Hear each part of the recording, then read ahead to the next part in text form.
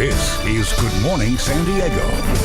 Okay, dining with proper etiquette could be more complex than you think, right? This is like an Emily Post kind of thing coming up, right? I know, just wait, because you're going to be learning 5 tricks and tips on how to properly dine for the upcoming holidays. Pretty interesting, folks. Just wait till you hear how many things you're doing wrong.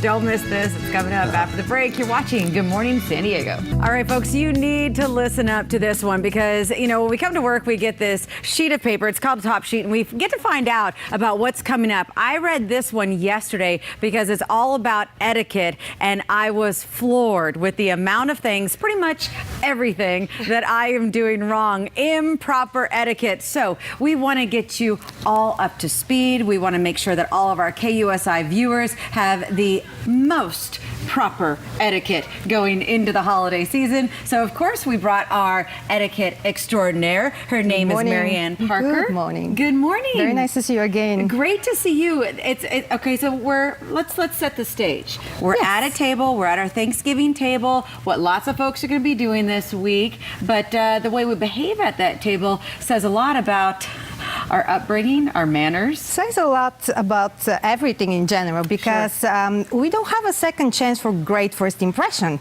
So a lot of times we want to present ourselves in the best way possible. So for example, a lot of things we might be thinking that we're doing correct, but we don't. So I don't really want to test you on air, but may I please have the salt? Sure. Let me pass the salt to my friend over here. Roberto, down. Go down. Here we go. There we go. I'm going to pass the salt. So you're passing the salt, but that's how you see it in the movies.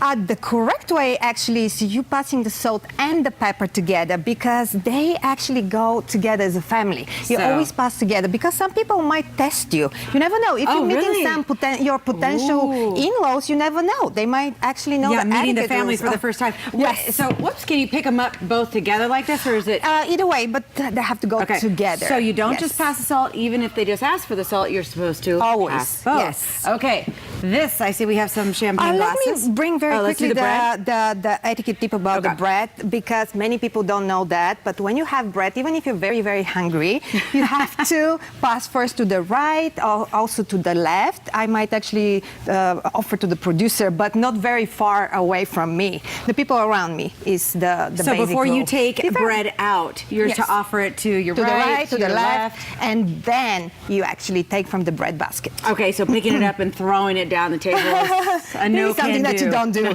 Yes. Excellent. And the third etiquette tip, I don't know if you observe that on TV and many times in movies, but we don't clean glasses because, yes, we don't really do that. Always see. So when you say cheers, you actually raise the glass and you say cheers. You look the person in the eye, but you don't clean glasses because can be really intrusive, very loud. You can break the glasses. This is actually a diplomatic rule. So we don't really clean glasses. Where does the clinking the glasses come from then? Because back in the day, from there are a lot of history behind everything, but a lot of times we're very excited when we celebrate something. So we want to bring our excitement, our energy, so we clean glasses. But the etiquette rule is no, you don't clean I've got glasses. an idea too. Maybe they had too many glasses of wine by that time, and so they misjudged it. Yes, it's very possible. You never know. Yes, and that's going to be my story that I the go next with. one, which actually leads me to the next tip, is so we're going to stay with these. If you're my guest of honor, you're in my house and you're my guest of honor, I propose a toast to you. I like this story. So in this case, you don't drink in your honor because this is a little rude. In other words, you agree with me. You're awesome. You're an amazing person. I celebrate you. But you don't want to say in front of everybody, yes, I really agree with you. So if you want to have a drink or a sip, then you reciprocate and thanking me with another toast. With another toast. So if you are the recipient of the toast, you just say cheers as they drink. Yes, you can actually sit even on the table, and you don't need to do much, but you definitely don't drink in your honor because this is very, very rude. It always seems to me that and again I'm kind of racking my brains here, but it seems like I've always waited for that person that's being toasted to take the drink before I take my sip. But again, here there's another case where I'm Yeah, doing it all wrong. there are different cases, and it's always nice to know a little bit. You don't need to know everything. You know, you're not going to be a protocol officer, Right. but at the same time, you want to create a good impression. Absolutely. And something really important I wanted to tell you: when we toast, we never toast with empty glasses. That's correct. Correct. So everybody knows that. Right. But do you have some restrictions, and you don't drink alcohol? All right. So what do? Do you choose the cider or you choose the orange juice? I would say 9 times out of 10, I would choose the cider. You're absolutely correct because you see Whew. the orange juice. Everybody is drinking champagne, right? Right. So we see the bubbles and everything. Right. So you decide to be so different, or you just have restrictions, and you make a statement. You're making a statement if you choose the orange juice. What's So that statement? Don't choose the orange juice. In other words, you're so different than anybody else. So it's almost disrespectful. Yes, it's not really disrespectful, but you don't want to bring that tension in any given time like that. So you are going to choose the cider because it looks very similar to the, for example, to the champagne. Yeah, so you're looking like you're being a part of the group. Yes, you're part of the group, even if you're a little different. Okay, now did you bring the pie to be festive, or is there something with pie that we are not supposed to do? Actually, I brought it to be festive because I'm so thank excited goodness. about the holidays. I know. And it's just a good time. I don't know, maybe you can try pie with champagne.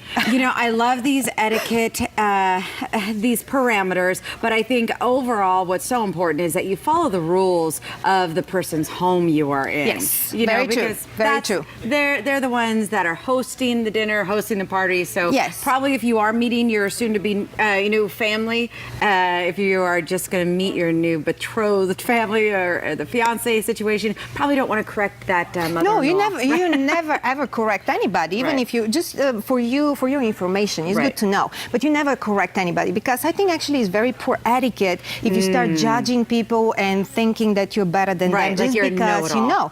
know. No, not necessarily. For example, if somebody wants to clean glasses with me, definitely I'll go along because I don't want to be that different either. And know? then you go to their So- social media page and you post this interview so you can correct them later. That's a good point. All right, Maryanne, thank you so much much for the advice. Happy Thanksgiving. Happy Thanksgiving I to you. feel Thank already you. more culture, right? Just talking with you for a few Thank minutes. you so much.